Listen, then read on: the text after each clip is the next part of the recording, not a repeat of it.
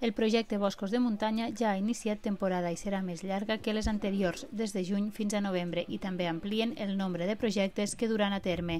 Concretament, 2 projectes nous en col·laboració amb el Parc Natural de l'Alt Pirineu, un dels quals ja s'està treballant aquesta setmana amb els caps de colla en formació. Això és una actuació que forma part del projecte LIFE, Rescue Alpir, que és un projecte LIFE per a la millora de la conservació de les espècies i hàbitats aquàtics d'alta muntanya, que té diverses accions en estanys i mulleres, i precisament en aquesta mullera l'objectiu és que és una mullera antiga que hi havia, però que s'ha anat arbrant durant les últimes dècades, i això fa que els pins xuclen l'aigua i acaben deformant una mica l'hàbitat. Llavors, per recuperar aquest hàbitat de mullera, el que es tracta és tornar a la situació inicial, que era una situació sense arbres.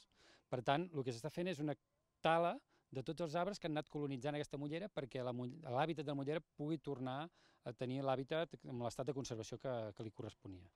Enguany es faran 24 setmanes d'estada i es preveu arribar als 400 voluntaris.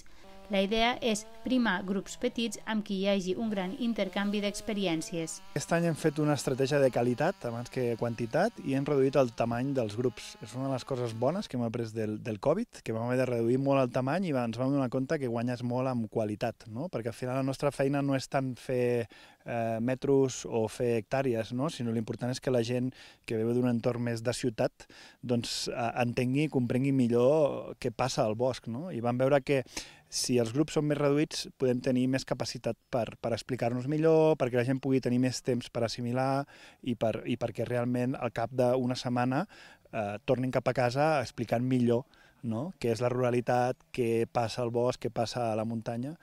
Els grups, precisament, són molt heterogenis, fet que propicia aquest contacte intergeneracional i el coneixement de l'altre. Boscos de Muntanya segueix apostant fort per la bioenginyeria del paisatge. També remarquen que creuen en el manteniment d'un territori rural viu i amb la necessitat de gestionar els boscos.